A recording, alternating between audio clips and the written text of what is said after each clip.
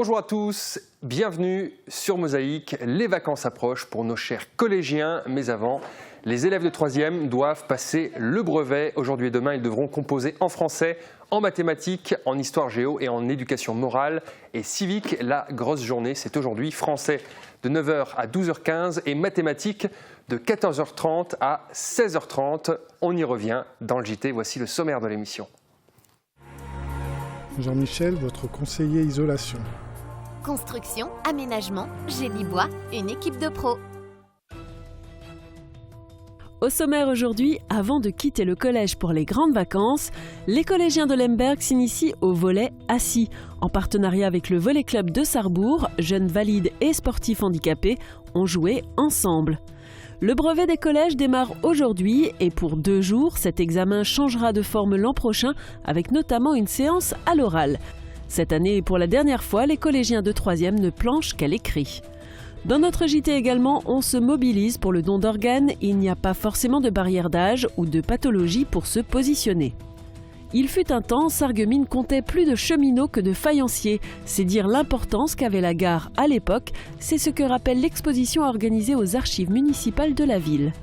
Dans la rubrique Au boulot, rencontre avec un hypnotiseur, Christophe Bignon est installé à Ypelin. Et on terminera cette émission avec plate-bande. Aujourd'hui, on tourne un remake du Miel et des abeilles. Il y a 4 ans, jour pour jour, le club de foot de Volperswiller célébrait son 90e anniversaire. Replay. Des solutions innovantes pour l'éducation, ID Réseau vous accompagne dans l'apprentissage. Ils ont commencé sur un terrain agricole avant d'être chassés par 2 fois et de demander un espace pour jouer au maire de la commune de l'époque. Car Volperswiller n'a été rattaché à Sarreguemines qu'en 1971. Dans les années 20, la pratique du football n'était pas répandue. Le maire a d'ailleurs suggéré à ses amoureux du ballon rond d'aller aider leurs parents au champ plutôt que de jouer. Force est de constater que la passion a pris le dessus puisque le club est né en 1922. Il a connu ses heures de gloire dans les années 70 et a atteint au mieux la promotion première division. Cette année, le football club de Volperswiller fête la montée de son équipe première en 2e division de district. Équipe qui a réussi l'exploit de terminer la saison invaincue. Pour la saison 2016-2017, le club souhaite renforcer ses catégories jeunes. Renseignements au 06 33 87 80 79. On passe à la météo. Près de 4% des accidents du quotidien ont pour origine le bricolage. Assurance accident de la vie, la sécurité par tous les temps. Et voilà, c'est déjà fini pour les bonnes nouvelles, mais rassurez-vous, normalement c'est que pour demain et samedi, mais les nuages sont de retour et la pluie et les orages se déclencheront dès le début de l'après-midi, avec même des possibilités de grêle. Côté température, les minimales iront de 18 à 21 degrés et les maximales de 27 à 29 degrés, mais la chaleur sera plus éprouvante qu'agréable à cause de l'humidité. Demain vendredi 24 juin, nous fêtons les baptistes. Le soleil nous accompagnera de 5h27 à 21h40. Et dans notre séquence insolite, on prend les couleurs de l'euro et on fait le tour de Sarreguemines pour observer les drapeaux des différents supporters. Regardez.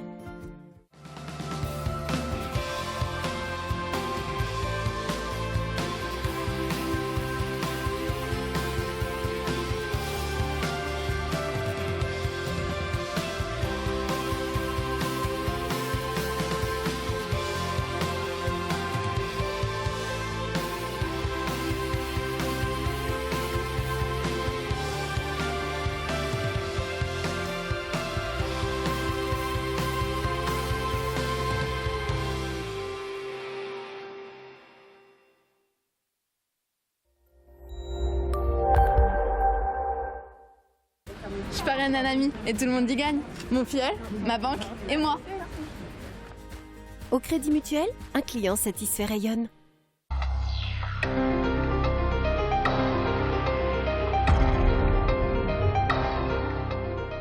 C'est le grand jour pour les élèves de 3e. Ils passent le brevet pour faire face à leur premier grand examen. Les collégiens ont chacun leur manière de se préparer. Claire Hensienne et Thomas Drouin se sont rendus au collège du Himmelsberg avant l'épreuve et ils ont rencontré des collégiens fin prêts pour l'examen. Regardez. Un peu de nervosité, mais pas de grand stress. Voilà ce qui pourrait résumer l'état d'esprit général des 93 élèves de 3e au collège du Himmelsberg, se présentant face au brevet. Avant le début de l'épreuve, chacun prend possession de sa place dans l'une des 3 salles d'examen. Les copies sont déjà là, tout comme les feuilles de brouillon. Les stylos sont vérifiés. Les élèves les plus bavards en profitent pour discuter une dernière fois avec leurs voisins, bien conscients qu'ils ne pourront plus le faire au cours des 2 heures à venir. Entre les tables, les professeurs apportent les dernières consignes avant l'examen. L'écoute des élèves se fait plus attentive, même s'ils savent déjà un peu à quoi s'attendre. Je ne sais pas si on peut appeler ça la première fois, puisqu'on s'est déjà entraîné au brevet blanc. Mais donc là, c'est juste la même chose, mais en officiel. Histoire de s'encourager avant l'arrivée des sujets, certains se rappellent que le brevet n'est qu'une formalité pour qui a correctement travaillé au cours de l'année. D'ailleurs, les dernières semaines ont souvent été propices aux révisions. J'ai beaucoup révisé, surtout pour l'histoire, parce que je pense que c'est ce qui est le plus important et ce qu'il y a plus à apprendre. Mais en ce qui concerne les mathématiques, j'ai refait les exercices, j'ai refait les 2 brevets blancs qu'on avait fait. Et puis le français, j'ai relu, j'ai un peu revu les figures de style, les méthodes en fait. Des révisions sans impasse, voilà qui sera peut-être utile pour Elma. L'épreuve de français a en effet comme support un texte très historique. C'est un travail sur ceux de 14 de Maurice Genevoix qui sort finalement des enveloppes contenant les sujets. Les collégiens sont capables de faire du sport malgré le handicap. La preuve lors de la journée volley assis initiée par Stéphane Giraudat au collège de Lemberg. Stéphane Giraudat dirige le volley club de Sarrebourg qui regroupe des personnes valides et invalides et il a souhaité réunir les élèves et les personnes handicapées autour de ce sport. Reportage d'Ève Mélin et Guillaume Dumonteil. En route pour les Jeux paralympiques de Rio. Ils étaient plus de 400 à venir découvrir le volley assis. Durant toute la journée, les élèves du CM2 à la 3e ont joué et échangé avec les personnes handicapées du volley club. Ils ont pu s'initier à ce sport tout en prenant conscience de la difficulté d'intégration d'une personne déficiente ou invalide. Un moment de partage et de plaisir. Ici, on a les pulpes des doigts là. Et c'est sur cette partie-là qu'on va jouer. Plus haut, Rabat. Allez, vas-y. Hop.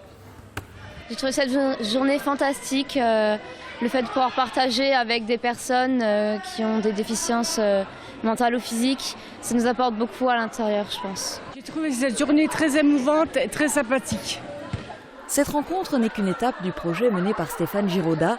Depuis 2 ans, il cherche à emmener les membres de son volley club à Rio, assister aux Jeux paralympiques de septembre 2016. Son objectif est de faire évoluer les mentalités en prouvant que tout le monde peut être sportif. À Rio, on s'envole le 6 au soir. Le lendemain, on arrive le 7 et on est dès le soir à la cérémonie d'ouverture au Maracana. On va assister à la natation, à l'athlétisme, au volley assis, au basket fauteuil.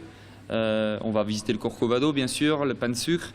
On va faire une démonstration comme on l'a fait aujourd'hui dans un lycée, le lycée Molière à Rio. On va intervenir dans des associations qui interviennent dans les favelas. On va amener du matériel scolaire. Je pense que c'est un très beau projet qui permet de montrer que même des personnes qui sont handicapées peuvent faire de grandes choses. Sur le drapeau du Brésil, on peut apercevoir... Les élèves de 4e A se sont aussi mobilisés pour ce projet en aidant à organiser cette journée.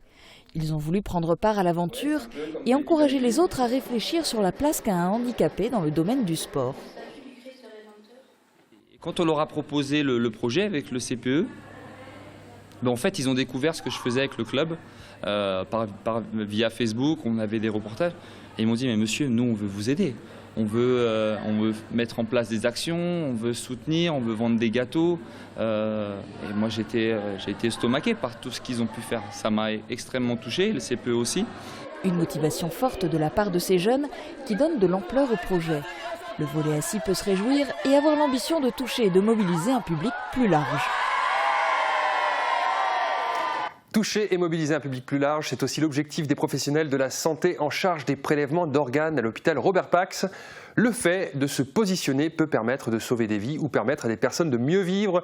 C'est ce qu'ils ont rappelé aux visiteurs et usagers de l'hôpital. Un reportage de Guillaume Dumonteil. Qui ne dit mot consent. Si vous ne vous y êtes pas opposé de votre vivant, vous êtes considéré donneur et vos organes pourront être prélevés et greffés à une personne malade. C'est la loi. Mais dans la réalité, la famille du défunt est consultée et il faut qu'il y ait consensus entre ses différents membres pour que l'opération ait lieu. Suite à un décès, les proches sont bouleversés et ne savent pas forcément quoi répondre.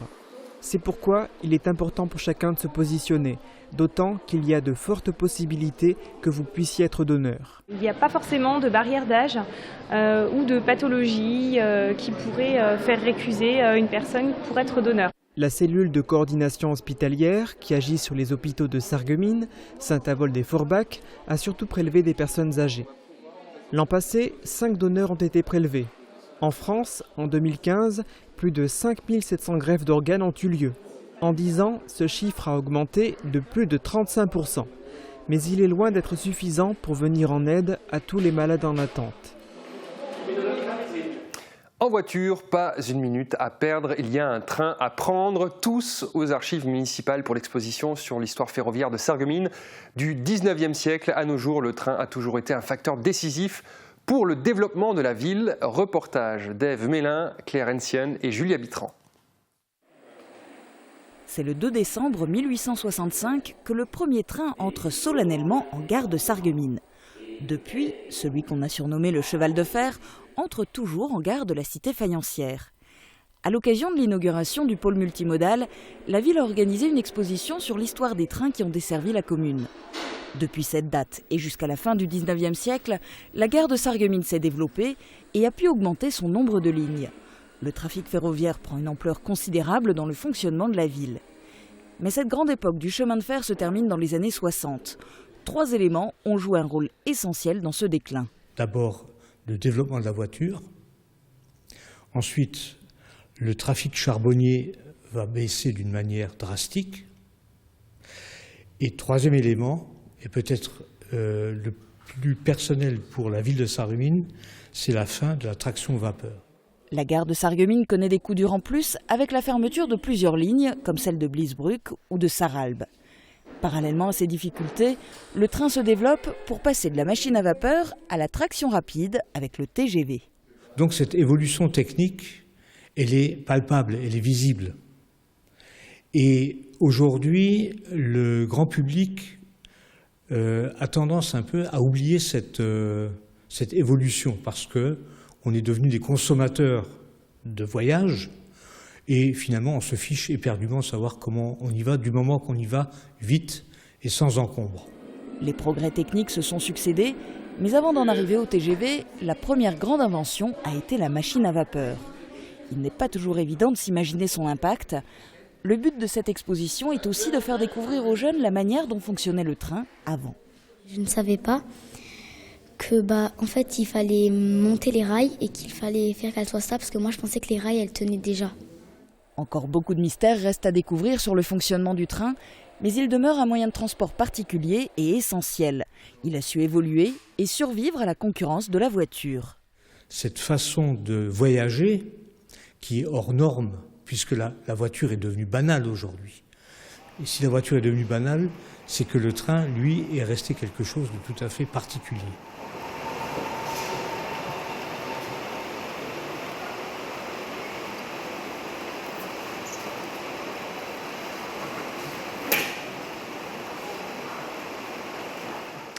Terminus, fin du JT, restez avec nous, on se livre à une séance d'hypnose sur Mosaïque.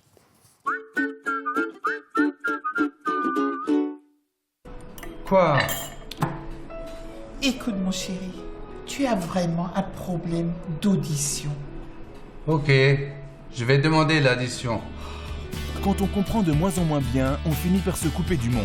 Réagissez et testez votre audition gratuitement à la Passion de l'audition. Les 25 et 26 juin, grand week-end de fête à Sarreguemines pour le 25e Festival des Arts de Rue de la Saint-Paul. De 14h à la tombée de la nuit, découvrez plus d'une centaine d'artistes dans les rues de la ville. Spectacles acrobatiques ou humoristiques, fanfares, concerts, sans oublier la rue des Potiers et un grand marché autour de l'artisanat. Il y en aura pour petits et grands. Le samedi 25 juin, dès 22h, assistez au fantastique spectacle nocturne Abyss de la compagnie Remue-Ménage, avec la participation des élèves de l'institution Sainte-Chrétienne. Ouverture des commerces dimanche 26 juin de 14h à 19h. Tout un programme à découvrir sur www.sarreguemines.fr. Festividé fête son anniversaire. Profitez d'affaires exceptionnelles avec des prix givrés sur tout le jetable. Festivité, festivité, des idées toutes faites. C'est l'heure de la pause café ou de croquer un morceau. Faites un détour par les galeries du Carré Louvain. Agora Coffee Shop vous propose sa vaste gamme de produits originaux et de qualité. Imaginez, vous êtes au bord de l'eau, ou vous êtes avec vos amis sur cette terrasse ou dans cette magnifique salle de restauration. Une véritable ambiance de vacances. À seulement 10 minutes de Sarreguemines. Plat du jour, menu à la carte, soirées à thème, le restaurant Victoria. À Vitrin, vous propose une cuisine traditionnelle, s'élargissant au monde, ouvert du mardi au dimanche.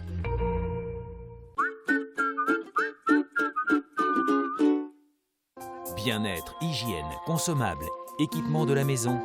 AVS Médical, notre métier, vous accompagner.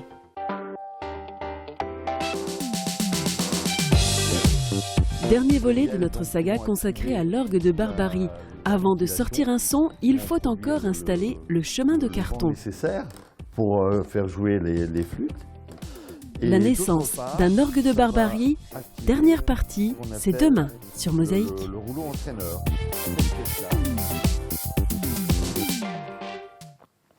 Que vous n'y croyez ou pas, les résultats sont là. Hypnose. L'hypnose n'est pas qu'un divertissement avec Mesmer, c'est aussi un métier. Des professionnels s'en servent pour aider les gens, pour combattre des phobies ou arrêter de fumer par exemple. Pour en savoir plus, on s'est laissé hypnotiser par Christophe Bignon à Ypelin. C'est tout simplement saisissant.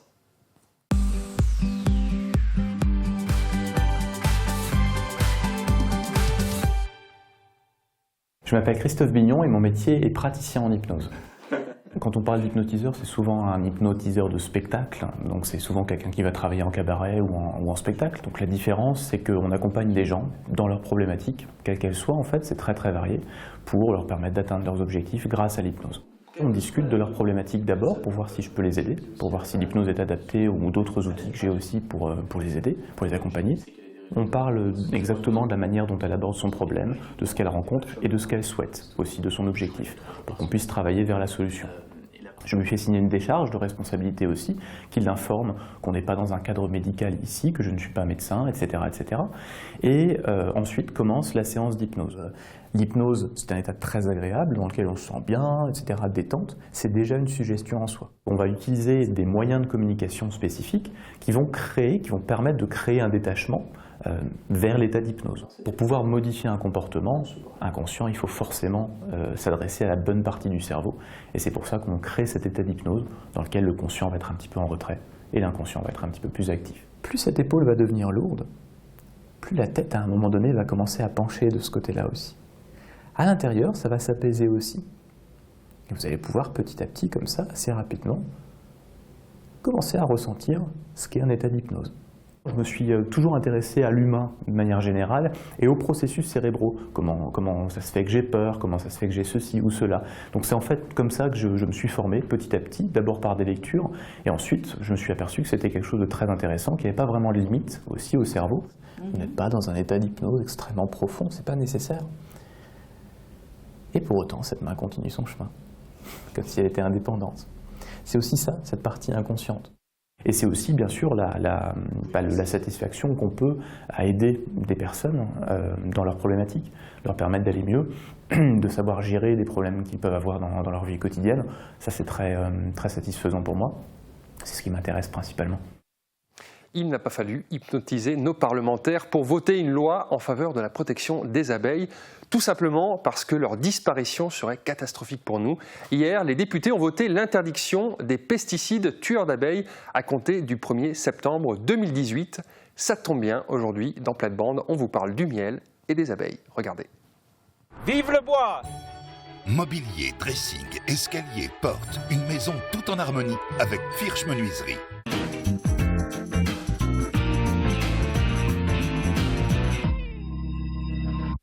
Da sind wir wieder mit unserer Sendung Plate-Bande und heute reden wir von der Biene und vom Honig. Susanne, der Honig ist etwas Gutes, gell? Aber der Honig ist nicht nur gut zum Essen. Der Honig holt man auch sonst etwas zu machen. Für was? Gesundheit. Für die Gesundheit, ja, Susanne? Man kann doch viel machen. Also ich habe da Haufen, eigentlich im Stock ist alles gut. Das heißt, der Honig, man kann die Wachs benutzen, also die Mehl wachsen, das ist ja wunderbar. Und ist auch Antiseptik, wenn du die Mehl wachst mit Wachs von der... Nee,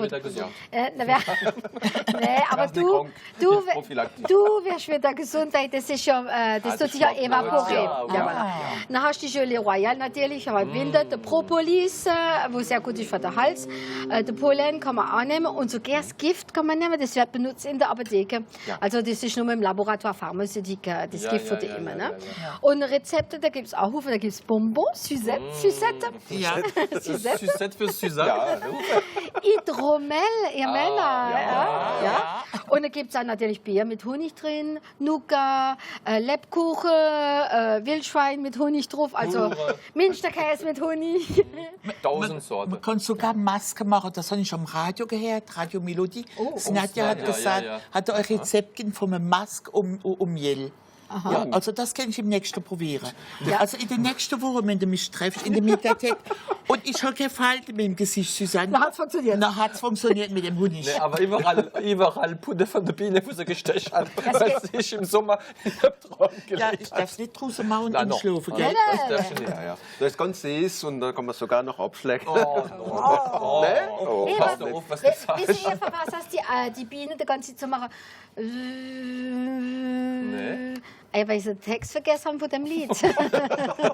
Also ich habe da gelesen, es gibt komische Sorten von Honig. Das heißt, wir haben Sapin, Fleur und so weiter. Wisst ihr, dass es sogar Betzeger Honig gibt? Ja.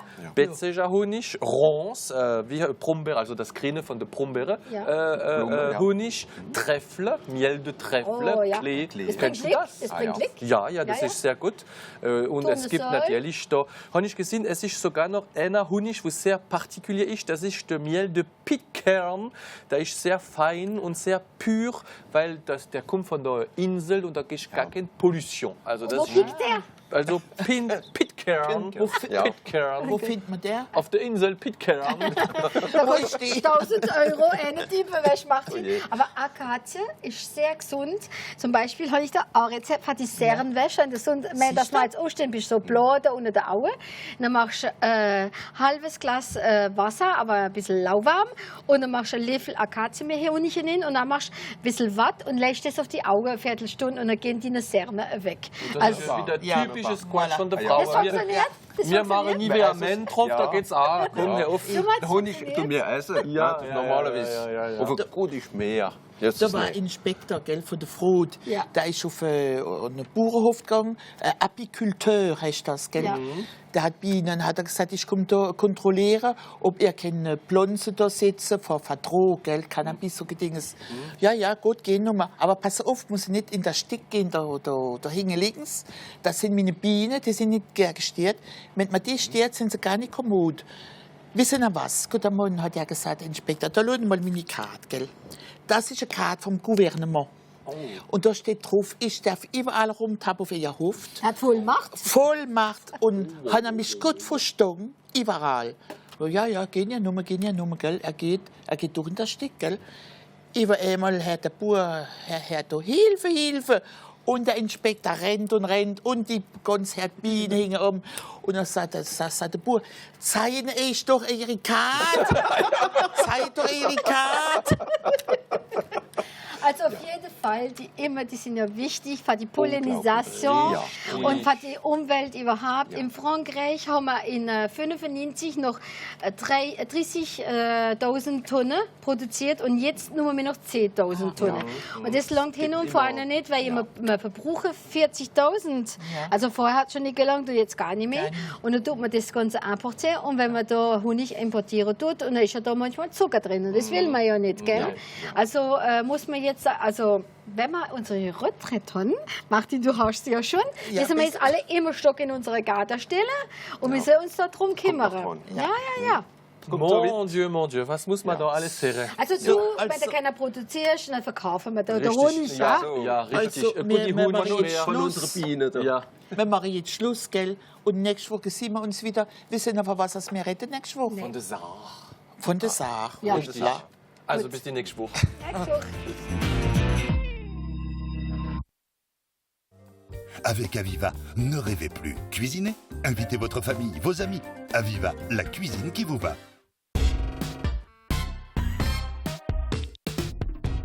Les sorties de la semaine, c'est avec Sandrine Servino. Salut Sandrine. Salut. Alors, le beau temps est de retour, enfin on l'espère.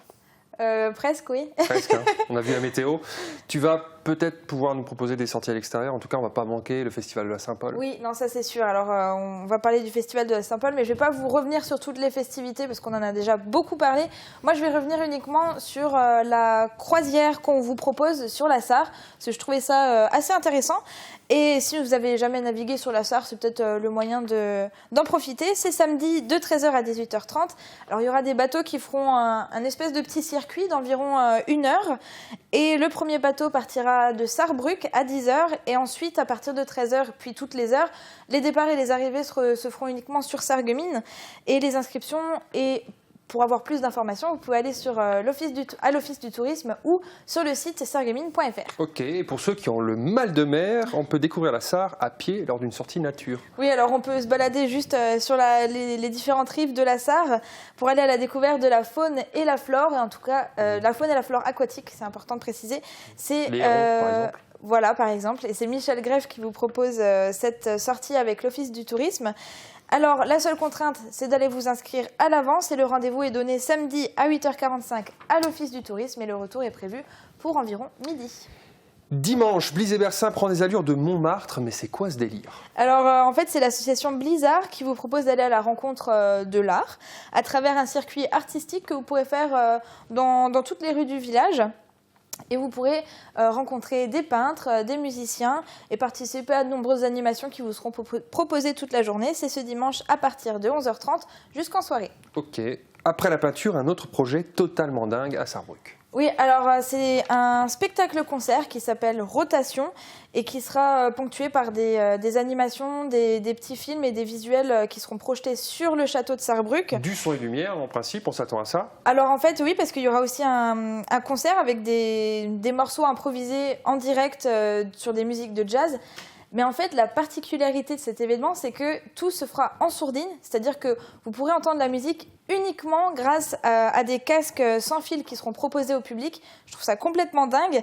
Et des gens qui bougeront la tête comme ça avec un casque. Et d'autres qui comprendront pas du tout. Et en fait, c'est un groupe d'étudiants qui a organisé ça parce qu'en fait, ça vient d'un projet en commun entre l'École supérieure des arts plastiques du Land de Sarre et le Conservatoire de musique sarrois. Donc moi, je trouve ça complètement dingue. Franchement, si vous pouvez y aller, allez-y. C'est un projet qui a demandé plus d'1 an de préparation, donc à mon avis, ça vaut le détour. C'est demain soir et samedi soir sur la place du château de Sarrebruck.